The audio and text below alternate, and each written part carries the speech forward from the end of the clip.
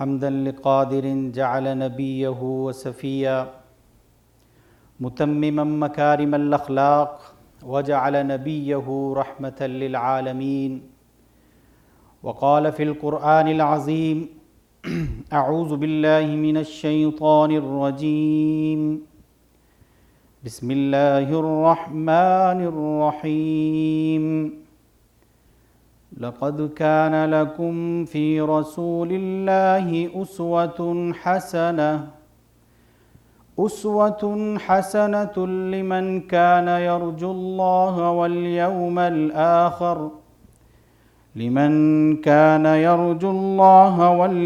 الآخر وذكر الله كثيرا صدق اللہ العظیم۔ تمہارے لیے رسول اللہ صلی اللہ علیہ وسلم کی زندگی بہترین نمونہ ہے، اور اس شخص کے لیے کہ جو اللہ کی طرف اور یوم آخرت کی طرف امید رکھتا ہو، اللہ کا ذکر کرنے والا ہو کثرت کے ساتھ۔ قال النبی صلی اللہ علیہ وسلم یا ابا سفیان جئتکم بکرامت الدنیا والآخرہ، او کما قال النبی صلی اللہ علیہ وسلم۔ نبی صلی اللہ علیہ وسلم نے ابو سفیان سے کہا کہ ابو سفیان، میں تمہارے لیے دنیا اور آخرت کا بہترین اکرام بن کر آیا ہوں، اللہ کی طرف سے نعمت بن کر آیا ہوں۔ جو آیت کریمہ میں نے آپ کے سامنے پڑھی ہے، یہ سورہ الاحزاب کی 21 نمبر آیت ہے۔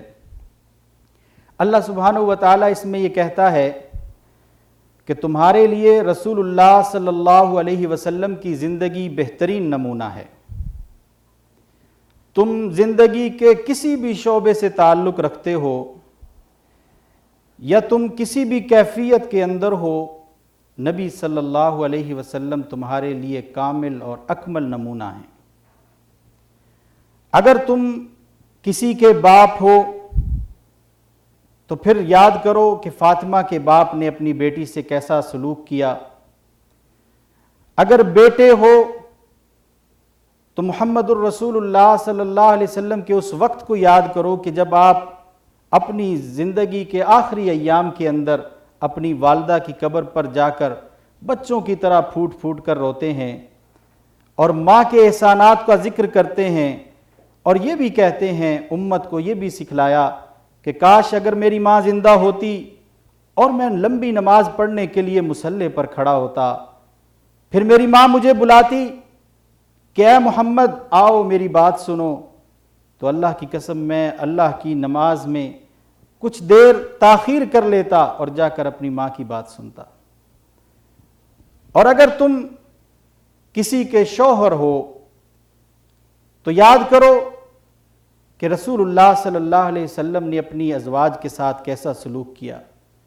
سیدہ عائشہ رضی اللہ تعالی عنہا ایسی حالت کے اندر رسول اللہ صلی اللہ علیہ وسلم کے عقد میں آئیں کہ آپ چھوٹی عمر کی تھیں اور کھیلنا لڑکیوں کا، چھوٹی بچیوں کا مشغلہ تھا، لیکن ایک دن بھی ایسا نہیں گزرا کہ محمد صلی اللہ علیہ وسلم نے انہیں کھیلنے سے منع کر دیا ہو۔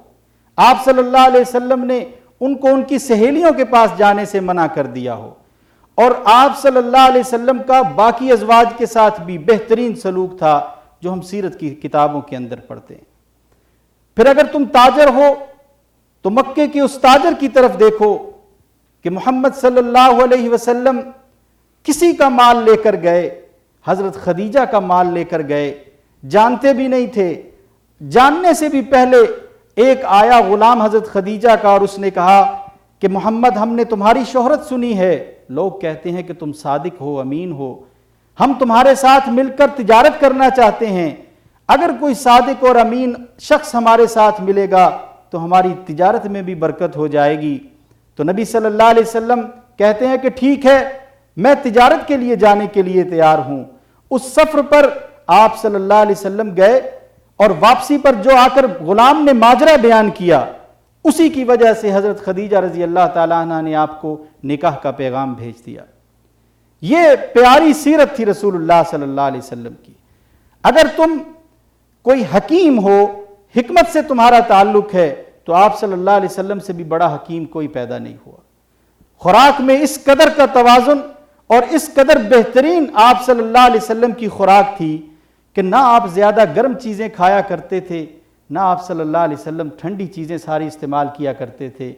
اتنا توازن رکھا کرتے تھے کہ فرماتے ہیں کہ اگر کوئی چیز گرم کھائی جاتی تھی تو آپ صلی اللہ علیہ وسلم اس کے بعد ٹھنڈی چیز کا اہتمام کرتے تھے۔ یوں ہر زندگی کے ہر پہلو کے اندر، کیونکہ اللہ سبحانہ و تعالیٰ کیا کہہ رہا ہے، تمہارے لیے اے لوگوں میں نے محمد الرسول اللہ صلی اللہ علیہ وسلم کو نمونہ بنا کر بھیجا ہے۔ ہر ایک شعبے کے اندر محمد الرسول اللہ صلی اللہ علیہ وسلم نمونہ ہیں۔ کوئی بھی زندگی کا شعبہ لے لیجئے، آپ صلی اللہ علیہ وسلم سپہ سالار تھے۔ سپہ سالار ہونے کی صورت میں آج دنیا کے اندر یہ اصول ہے کہ وہ پیچھے بیٹھا کرتے ہیں، اپنی افواج کو لڑایا کرتے ہیں، لیکن یہ کیسا سپہ سالار ہے؟ اپنی فوج کے ساتھ خندق کے میدان کے اندر کھڑا ہے، اور آپ صلی اللہ علیہ وسلم وہاں لوگ جب پتھر توڑ رہے تھے اور ایک پتھر رک گیا جو ٹوٹ نہیں پا رہا تھا، تو صحابہ نے کہا یا رسول اللہ صلی اللہ علیہ وسلم یہ پتھر ہم سے ٹوٹ نہیں رہا۔ آپ صلی اللہ علیہ وسلم نے فرمایا اچھا لاؤ مجھے دو، میں دیکھتا ہوں۔ آپ صلی اللہ علیہ وسلم نے کدال اٹھائی اور اس پتھر پر ماری، اور اللہ کے حکم سے وہ پتھر دو ٹکڑے ہو گیا۔ آپ صلی اللہ علیہ وسلم اپنے فوجیوں کے ساتھ کھڑے تھے، اور اپنے فوجیوں کے ساتھ کھڑے ہو کر ان کو بتلا رہے تھے کہ یوں کرو، یہ حکمت عملی اختیار کرو۔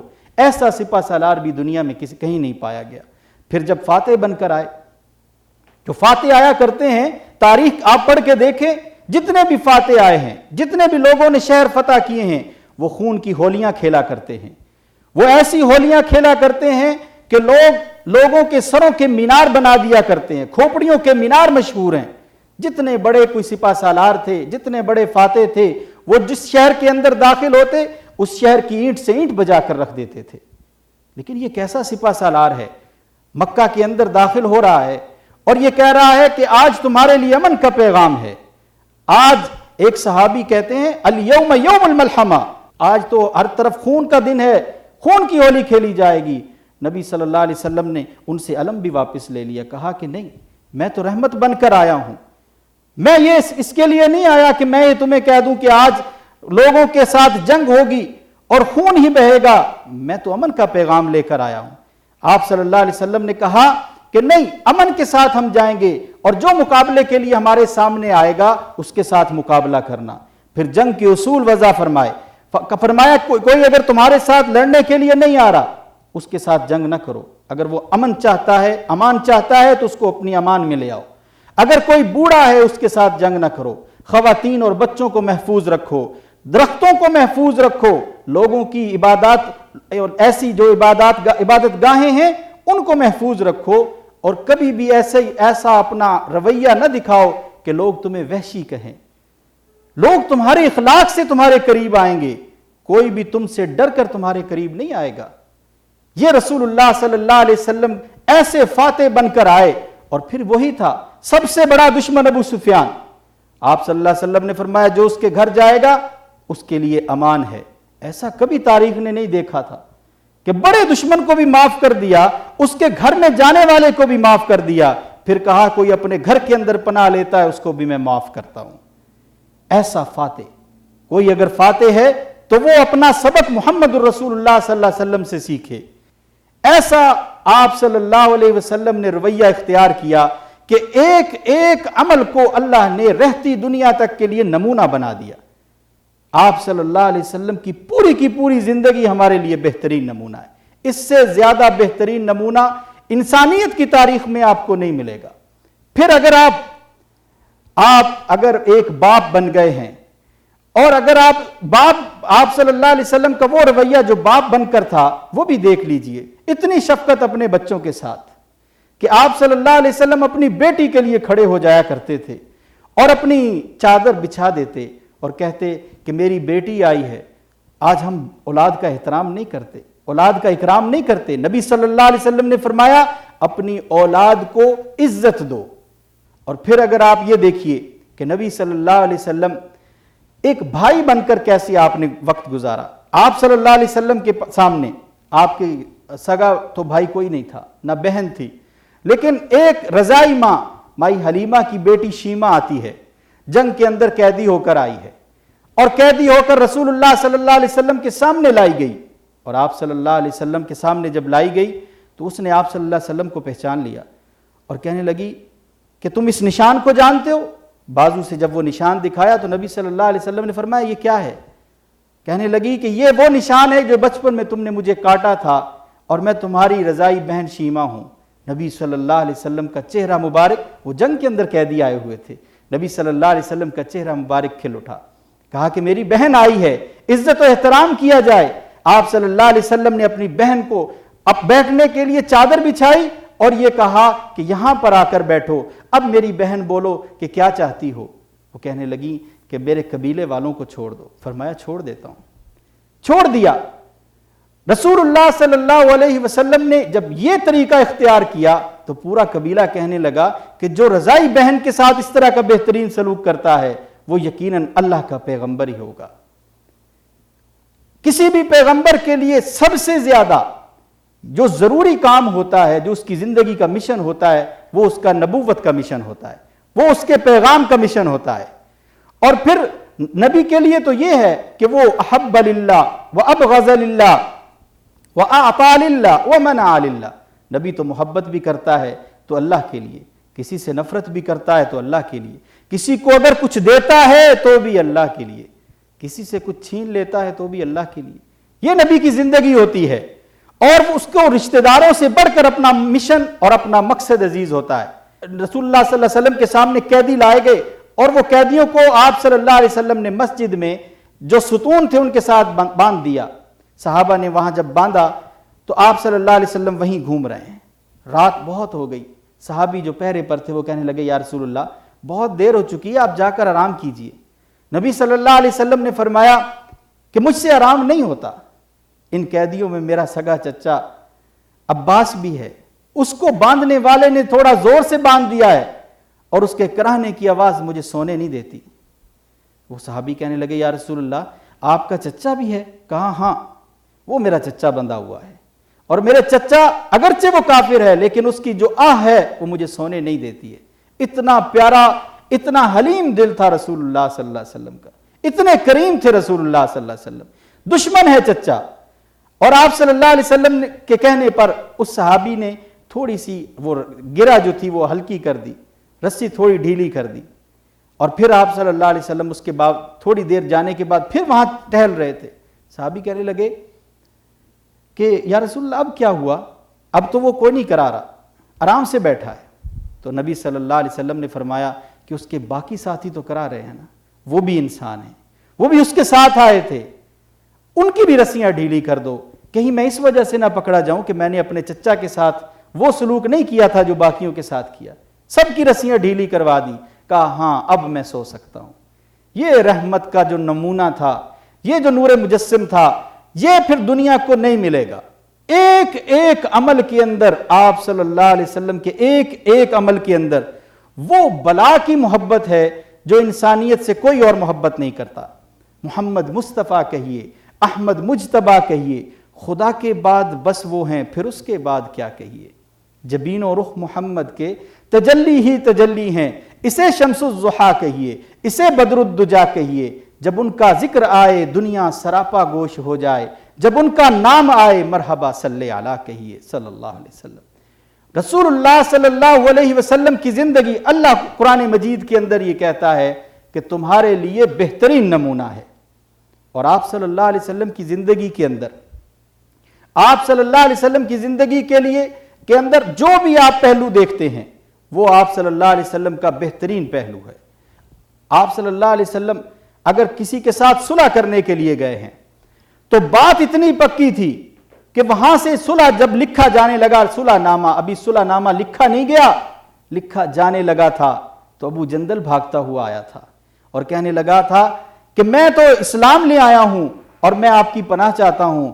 اب نبی صلی اللہ علیہ وسلم نے فرمایا کہ نہیں، میں تو ان کے ساتھ ایک عہد کر چکا ہوں کہ کوئی بھی اگر مکہ سے آئے گا تو ہم واپس کریں گے، اور تم مکہ سے آئے ہو میں تمہیں رکھ نہیں سکتا ہوں۔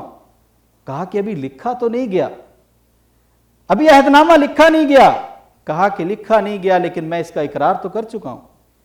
اتنا عہد و پیمان رسول اللہ صلی اللہ علیہ وسلم کے اندر تھا اسی لیے تو نبوت سے پہلے جب آپ صلی اللہ علیہ وسلم نے اپنی نبوت کا پیغام دیا تھا تو کیا فرمایا تھا کہ میری زندگی تمہارے سامنے ہے، تم مجھے کیسا پاتے ہو؟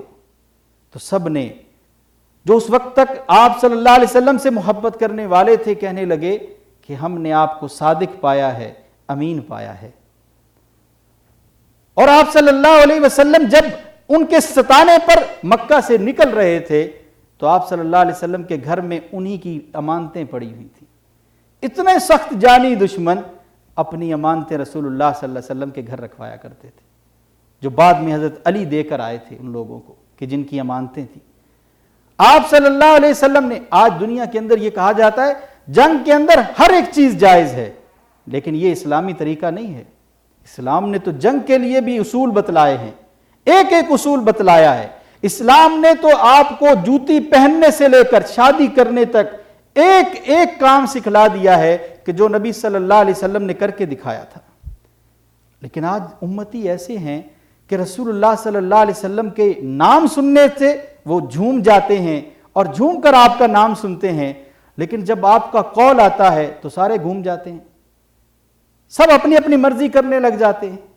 ہر چیز کے اندر رسول اللہ صلی اللہ علیہ وسلم کا نمونہ موجود ہے، زندگی کے ہر کام کے اندر، ہر شعبے کے اندر موجود ہے، اور اس کے لیے آپ صلی اللہ علیہ وسلم نے اصول وضع فرمائے ہیں، حکومت بھی کی ہے آپ صلی اللہ علیہ وسلم نے۔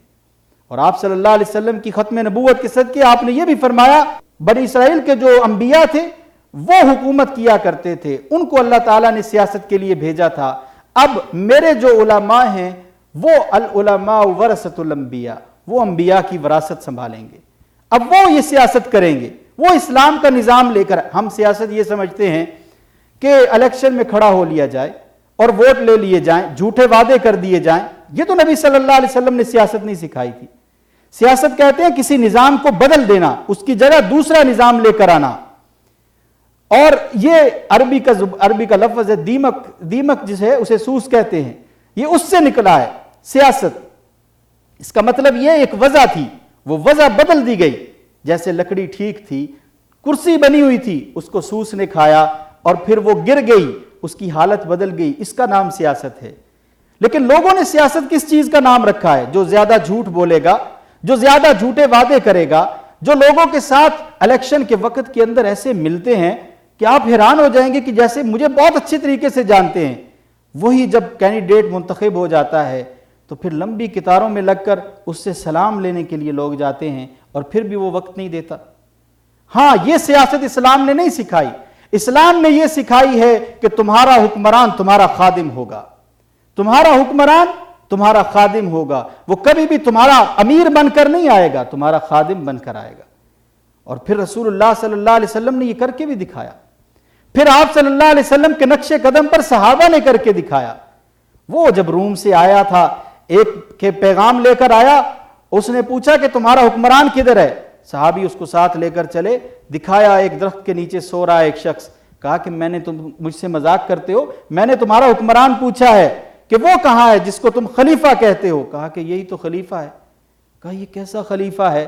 اتنے مزے سے درخت کے نیچے سو رہا ہے، اس کے ساتھ کوئی دربان بھی موجود نہیں ہے، کوئی اس کے سپاہی بھی موجود نہیں ہے۔ کہا کہ اس نے عدل کا وہ نظام رکھا ہے کہ اس کو ان چیزوں کی ضرورت نہیں ہے۔ آج بھی دیکھتے ہیں آپ، جو سچی سیاست کرنے والے ہیں وہ بندوقیں لے کر ساتھ نہیں چلتے، لیکن جنہوں نے لوگوں کے سروں پر مینار کھڑا کر کے، میناروں کی کھوپڑیوں پر مینار بنا کر اور لوگوں کی دولتوں کو لوٹ کر، اپنی بہنوں کے حصے کھا کر جنہوں نے سیاست کے اندر قدم رکھا ہے، ان سے آپ خیر کی توقع رکھتے ہیں؟ یہ تو ہم بھی بے وقوف ہیں۔ رسول اللہ صلی اللہ علیہ وسلم نے جو سیاست سکھائی تھی وہ یہ تھی کہ آپ صلی اللہ علیہ وسلم نے سکھایا کہ حاکم اعلیٰ اللہ تعالیٰ ہوگا، حکم اللہ کا چلے گا، ان الحکم الا للہ، اللہ کے علاوہ کسی اور کا حکم نہیں چلے گا۔ ہاں، ہم تو اللہ کے وزیر بن کر، خلیفہ بن کر اللہ کے حکموں کو رائج کریں گے، جو کتاب میں لے کر آیا ہوں، جس کی میں پیروی کر رہا ہوں۔ ان اتبع الا ما یوحی الیک، میں تو چلتا بھی نہیں ہوں اگر اللہ کا کلام مجھے نہ چلائے، میں تو اللہ کے کلام کے پیچھے پیچھے چلتا ہوں، جیسے وہ کہتا ہے ویسے میں کرتا ہوں، اور میرا امتی بھی وہی ہوگا کہ جو میرے کہنے پر چلے گا، وہ کہنے پر جو اللہ نے بھیجا جو اللہ نے مجھے بتایا اور پھر میں نے اپنی امت کو بتایا۔ تو عزیزان محترم، رسول اللہ صلی اللہ علیہ وسلم کی زندگی ہمارے لیے بہترین نمونہ کیسے بن سکتی ہے؟ ہم ہر حالت کے اندر یہ سوچیں کہ اس حالت کے اندر نبی صلی اللہ علیہ وسلم کا رویہ کیسا تھا، جب آپ اس حالت کے اندر تھے تو کیسے تھے۔ آپ سیرت کا مطالعہ کیجئے، آپ رسول اللہ صلی اللہ علیہ وسلم کی۔ آج مشکل یہ ہے کہ ہم اسلام پر بحثیں بڑی کر لیتے ہیں، اختلافی باتیں بھی بڑی کر لیتے ہیں، لیکن کبھی آپ نے یہ دیکھا کہ نبی صلی اللہ علیہ وسلم نے یا آپ نے جن کو سکھایا تھا انہوں نے کبھی ایسے بحثیں کی ہوں؟ اختلاف تو ان کے اندر بھی تھے، ہر ایک انسان کی سوچ مختلف ہوتی ہے۔ اتنے اختلاف موجود تھے کہ دو صحابی ہیں، حضرت عمر فاروق رضی اللہ تعالیٰ عنہ، ابو ذر غفاری رضی اللہ تعالیٰ عنہ، ایک مسئلے پر بحث ہوتی ہے اور بحث بہت طول پکڑ جاتی ہے، صحابہ کے بڑے گروپ ہو جاتے ہیں، لیکن محبت ویسی کی ویسی ہے۔ لیکن جب حضرت عمر فاروق رضی اللہ تعالیٰ عنہ دیکھتے ہیں کہ اس سے تو انتشار بڑھتا جا رہا ہے، تو چونکہ حکمران تھے، امن قائم کرنا ان کی ذمہ داری تھی، انہوں نے ابو ذر غفاری رضی اللہ تعالیٰ عنہ سے کہا کہ آپ اللہ والے ہیں، آپ کو شہر سے نکل جانا چاہیے، کیونکہ اس وقت لوگ آپ کی وجہ سے اور آپ کے اس فیصلے کی وجہ سے بہت انتشار میں ہیں۔ وہ خود بھی نکل جاتے۔ عزیزان محترم، رسول اللہ صلی اللہ علیہ وسلم نے اس میں بھی نمونہ سکھایا ہے کہ جب کوئی تمہارے درمیان کوئی مسئلہ پیدا ہو جاتا ہے تو پھر اس مسئلے کو لے کر تم اللہ اور اللہ کے رسول کی طرف پلٹو گے، تم پھر اپنے بزرگوں کے کلام نہیں سناؤ گے، اپنے بزرگوں کی کتابوں کے حوالے نہیں دو گے، جب کوئی بات آئے گی تو یہ حوالہ دو گے، قرآن یہ کہتا ہے، نبی صلی اللہ علیہ وسلم کا فرمان یہ کہتا ہے۔ لیکن اگر آپ اپنی مرضی کے ساتھ یہ فیصلے کرنے بیٹھ جائیں گے تو مسئلے حل نہیں ہوں گے۔ اور پھر یہ دیکھیے، نبی صلی اللہ علیہ وسلم نے جو ساری زندگی گزاری، آپ نے امیروں والی زندگی بھی گزاری ہے۔ آخری ایام کے اندر آپ صلی اللہ علیہ وسلم کے پاس اتنا مال غنیمت آتا تھا، اس میں سے جو حصہ ہوتا تھا آپ کا اتنا زیادہ ہو جاتا تھا کہ آپ صلی اللہ علیہ وسلم اپنی ازواج مطہرات کے اندر 1 سال کے لیے وہ گھر کے اندر کھانا بھجوا دیتے تھے، غلہ بھجوا دیا کرتے تھے، 1 سال کا۔ اس سے علماء نے یہ مسئلہ نکالا ہے کہ آپ 1 سال سے زیادہ اپنے گھر کے اندر چیزیں محفوظ نہیں کر سکتے، یہ آخری حد ہے۔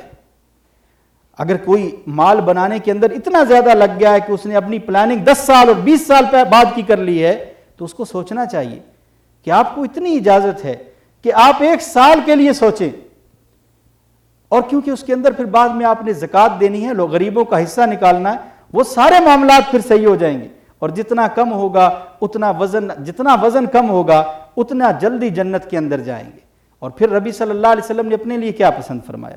اپنے لیے بادشاہت نہیں پسند فرمائی۔ عمر فاروق رضی اللہ تعالیٰ عنہ کا واقعہ آپ کے سامنے ہے۔ عمر فاروق رضی اللہ تعالیٰ عنہ کہتے ہیں کہ میں گیا اور آپ صلی اللہ علیہ وسلم چٹائی پر لیٹے تھے، اور میں نے نبی صلی اللہ علیہ وسلم کے جسم پر دیکھا تو آپ نے قمیض نہیں پہنی ہوئی تھی، اور چٹائی کے نشان بری طرح آپ کی کمر کو زخمی کیے ہوئے تھے۔ ایسا دیکھ کر میری آنکھوں سے آنسو آ گئے، اور میں نے کہا یا رسول اللہ، وہ کیسر و کسرا کس حالت میں زندگی گزار رہے ہیں، اتنی عیاشیاں ہیں، اتنا کچھ ان کے پاس ہے، آپ اللہ کے نبی ہیں، آپ اللہ سے اپنے لیے کچھ مانگ کیوں نہیں لیتے؟ تو نبی صلی اللہ علیہ وسلم نے یہ فرمایا کہ ان کے لیے دنیا کے اندر اللہ نے دے دیا ہے اور ہمارے لیے وہاں محفوظ کیا ہے۔ یہ ہر امتی کے لیے جس کے پاس پیسہ نہیں ہے۔ اور آپ صلی اللہ علیہ وسلم نے یہ فرمایا الفقر فخری، فقر جو ہے وہ میرا فخر ہے، اور اپنی اولاد کے لیے بھی یہی فرمایا۔ دعا فرمائی آپ صلی اللہ علیہ وسلم نے، دعا میں کیا کہا؟ اللہم اجعل رزق آل محمد قوتا، یا اللہ آل محمد کا رزق تنگ کر دے، اس لیے کہ کل کوئی لاہور کے اندر رہنے والا، کوئی سرگودا کے اندر رہنے والا یہ نہ کہے کہ ہم نے تو غربت میں زندگی گزاری، نبی صلی اللہ علیہ وسلم تو وہاں پر عیاشیوں میں تھے، آپ صلی اللہ علیہ وسلم کے پاس تو بڑا پیسہ تھا، آپ صلی اللہ علیہ وسلم کے پاس تو دولت کی فراوانی تھی، وہاں تو سب کچھ تھا، آج ہمارے پاس کچھ نہیں ہے، اس وجہ سے ہم ایسی زندگی گزار رہے ہیں، نہ نماز پڑھ سکتے ہیں، نہ روزے رکھ سکتے ہیں، کہ غربت کا یہ عالم ہے کہ کوئی عبادت صحیح نہیں ہو رہی۔ آپ صلی اللہ علیہ وسلم نے غربت پسند فرمائی، غربت کو اختیار فرمایا، اور دعا کی یا اللہ میری جتنی آل ہے اس کو غربت میں لیا۔ نبی صلی اللہ علیہ وسلم غربت کا یہ عالم کہ آپ صلی اللہ علیہ وسلم، ایک صحابی آتے ہیں کہتے ہیں یا رسول اللہ صلی اللہ علیہ وسلم، بھوک کا یہ عالم ہے کہ میں نے اپنے پیٹ پر پتھر باندھا ہوا ہے۔ نبی صلی اللہ علیہ وسلم نے اپنا چولا اپنا قمیص کو اٹھایا اور اٹھا کر اوپر کیا اور کہا کہ یہ دیکھو میں نے 2 باندھے ہوئے، میں نے بھی کچھ نہیں کھایا ہے، امتی اگر کچھ نہیں کھا رہا تو نبی صلی اللہ علیہ وسلم نے فرمایا کہ میں تو سردار ہوں، اگر تمہارے پاس کچھ نہیں ہے تو میں بھی تمہارے ساتھ کا ہوں اور میں نے بھی کچھ نہیں کھایا۔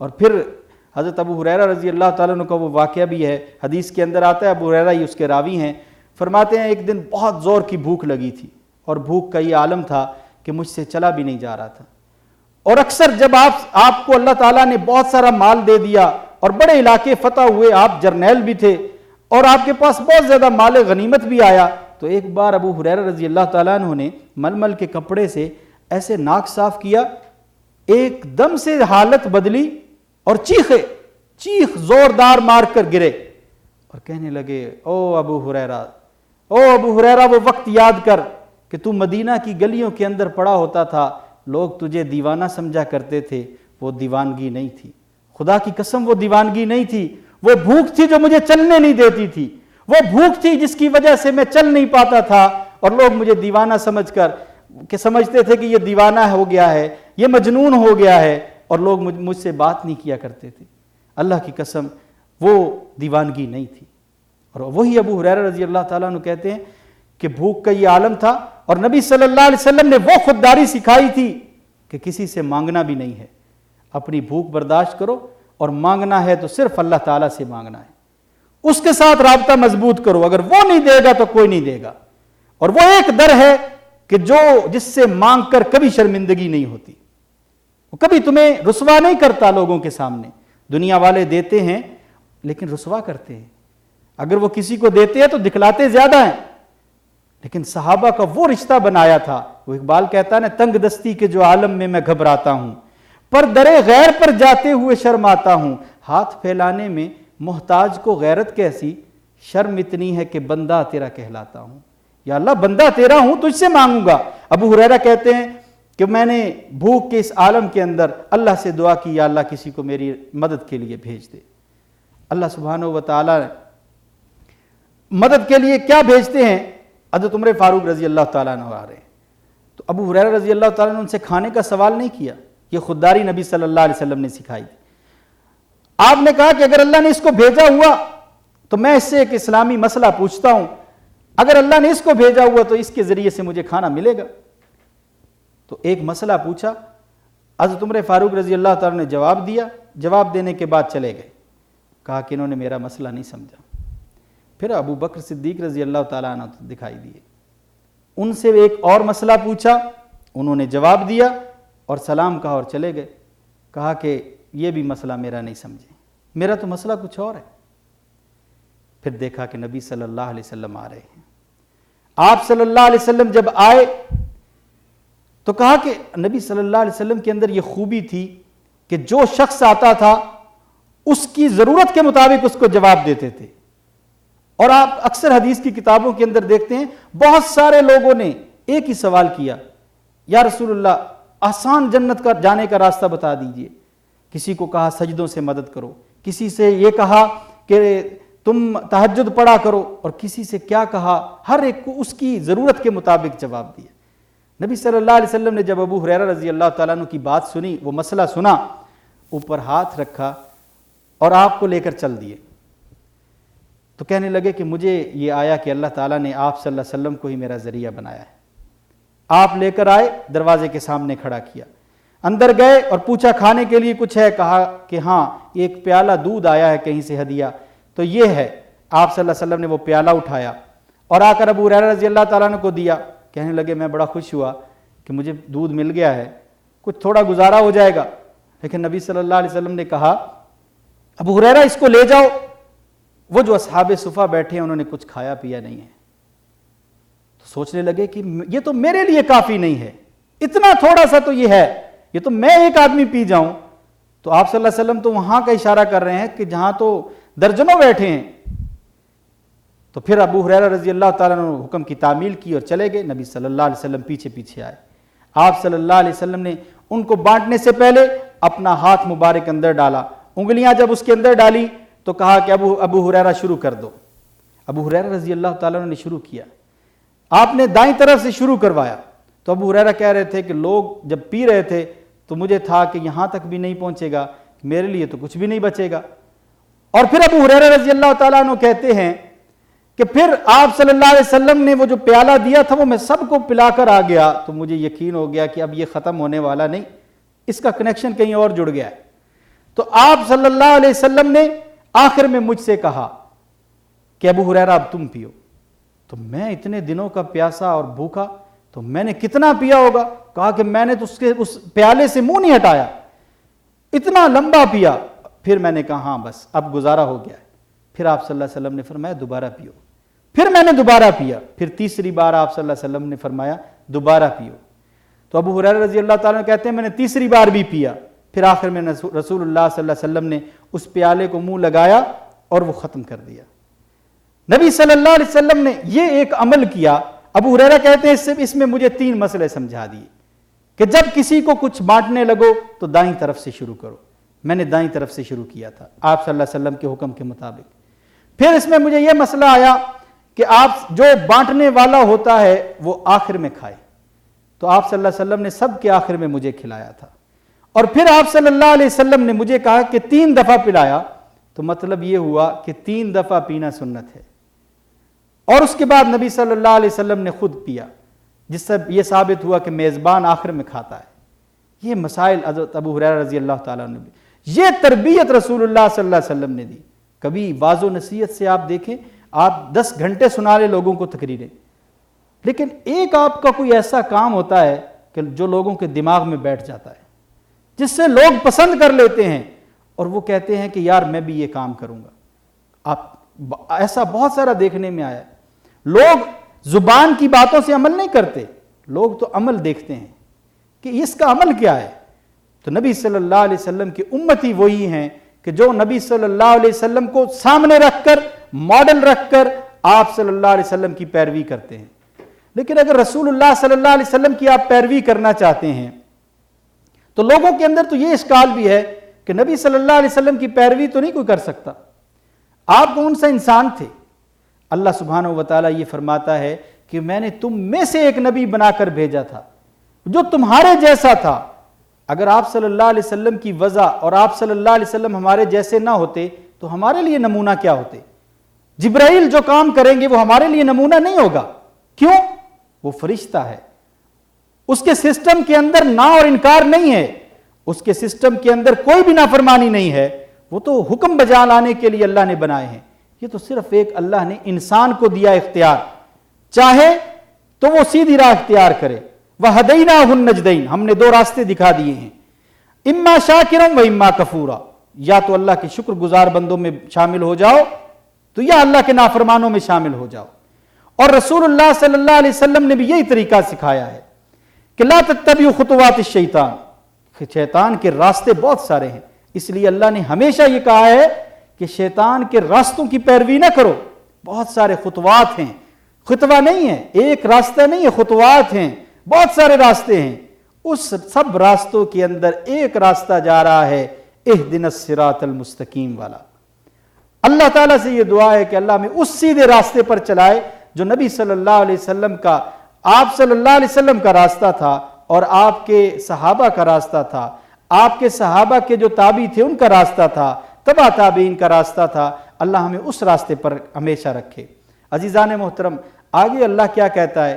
یہ اس کے لیے فائدہ مند ہے رسول اللہ صلی اللہ علیہ وسلم کی پیروی کرنا، لمن کان یرجو اللہ والیوم الآخر، کہ جو اللہ کے اوپر اور آخرت کے دن کے اوپر امید رکھتا ہے کہ اللہ سبحانہ و تعالیٰ کا وعدہ اپنے بندوں کے ساتھ ہے، اور اللہ کے بندوں کے اندر سب سے بڑا لیڈر محمد الرسول اللہ صلی اللہ علیہ وسلم خود اس راستے پر چل کر گئے ہیں، تو آپ صلی اللہ علیہ وسلم کا راستہ ہی حق کا راستہ ہوگا۔ اور وہی شخص اس پر عمل کر سکتا ہے کہ جو آخرت پر یقین رکھتا ہو۔ آپ اگر دنیا کے اندر کوئی نیکی بھی کرتے ہیں تو دنیا میں تو اس کی جزا بہت کم ملا کرتی ہے۔ ہاں، جو للہ کیا کرتے ہیں، جو اللہ کے لیے کیا کرتے ہیں، وہ تو دنیا سے مانگتے بھی نہیں ہیں اور دنیا کی انہیں توقع بھی نہیں ہوتی۔ وہ جو کام کر رہے ہوتے ہیں وہ وجہ اللہ کر رہے ہوتے ہیں کہ اللہ تعالیٰ خوش ہو جائے، اللہ کی رضا حاصل ہو جائے۔ تو نبی صلی اللہ علیہ وسلم کی پیروی بھی اس وجہ سے کرنی چاہیے کہ اللہ سبحانہ و تعالی راضی ہو جائے، کیونکہ آپ صلی اللہ علیہ وسلم کی پیروی کے اندر ہی نجات ہے۔ دی روز در بستان سرا ہما طوطیان خوش نوا، پڑھتی تھی نعت مصطفیٰ بلغ العلا بکمالہ، کمریے صد شوق میں ڈالی تھی گردن توق میں، کہتی تھی آ کے ذوق میں کشفت دجا بجمالہ، بلبلیں سب سو بسو لے کے ہر ایک گل کی بو، کرتی تھی باہم گفتگو حسنت جمیع خصالہ، چڑیوں کے سن کر چہچہے انسان بھلا کیوں چپ رہے، لازم ہے اس پر یوں کہے صلو علیہ وآلہ صلی اللہ علیہ وسلم۔ نبی صلی اللہ علیہ وسلم کی ایک ایک چیز ہمارے لیے نمونہ ہے۔ اس میں آخری ایک بات کر کے اپنی بات کو ختم کرتا ہوں۔ آپ صلی اللہ علیہ وسلم کے لیے اللہ نے یہ ساری چیزیں مہیا کی ہیں۔ آپ یہاں سے دیکھ لیجئے کہ کیا کبھی یہ اچھا نہیں تھا کہ آپ صلی اللہ علیہ وسلم کسی سرسبز علاقے کے اندر آتے اور آپ صلی اللہ علیہ وسلم کسی بہترین ملک کے اندر ہوتے؟ اللہ نے یہاں کا انتخاب کیوں کیا؟ یہ تو بنجر تھا، یہاں تو کچھ کھانے کے لیے بھی زیادہ موجود نہیں تھا، یہاں تو لوگوں کے پاس وہ گائے کا دودھ بھی موجود نہیں تھا، لیکن جو بھی اللہ نے یہاں پر عطا کیا ہے، آج کی سائنس ایک ایک بات کو ثابت کر رہی ہے کہ انسان کے جسم کے لیے اونٹنی کا دودھ بہترین دودھ ہے، بکری کا دودھ ڈاکٹر کہتے ہیں پیا کریں، بہت اچھا ہے۔ جن چیزوں کا ہم پیتے ہیں، یہ بھینس کا دودھ اتنا ہوتا ہے کہ ہمارا معدہ اس کو ہضم ہی نہیں کرتا، اور اکثر لوگوں کو جب معدے کی شکایت ہوتی ہے تو ڈاکٹر کہتے ہیں کہ اس کے اندر آپ پانی ڈال کر پیئے۔ جو بھی اللہ نے جو چیز عطا کی ہے، وہاں آپ صلی اللہ علیہ وسلم نے گندم کی روٹی نہیں کھائی، جو کی روٹی کھائی ہے، جو انسانی جسم کے لیے بہترین ہے۔ اور پھر اتنا ٹھنڈے علاقوں کے اندر رہنے والے لوگوں کو آپ دیکھیں گے وہ سست ہوں گے، لیکن یہ گرم علاقوں میں رہنے والے چست لوگ ہوتے ہیں۔ نبی صلی اللہ علیہ وسلم نمونہ بننے تھے، اس لیے اللہ نے ایک ایک چیز کا انتخاب کیا جو انسانوں کے لیے بہترین چیزیں ہیں۔ خوراکوں کے اندر کھجوریں تھیں، زیتون تھا، بہترین برکت والی چیزیں تھیں۔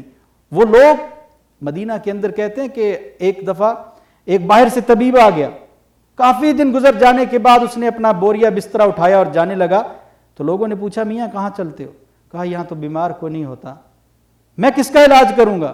میں تو بھوکا مروں گا، میں تو ان علاقوں میں جاتا ہوں کہ جہاں لوگ بیمار ہوتے ہیں۔ تو عزیزان محترم، آپ صلی اللہ علیہ وسلم نے جو ان لوگوں کو سکھایا تھا، جو ان کو فقر کی تعلیم دی تھی، اس وجہ سے وہ لوگ اپنی زندگی کے اندر کامیاب زندگی گزار کر گئے ہیں، اور وہی ہمارے لیے نمونہ ہیں۔ اللہ تعالیٰ سے یہ دعا ہے کہ اللہ ہمیں اس نمونے کا پیرو بنائے اور اس نمونے پر چلنے والا بنا دے۔ اللہ تعالیٰ ہماری ان کاوشوں کو قبول فرمائے اور ہماری محنتوں کو قبول فرمائے، اور ہمیں محمد الرسول اللہ صلی اللہ علیہ وسلم کے صحیح دین پر چلنے والا بنائے۔ اقول قولی ھذا واستغفر اللہ لی ولکم ولسائر المسلمین۔ اللہم صلی علی سیدنا محمد وعلی آلہ وصحبہ وسلم۔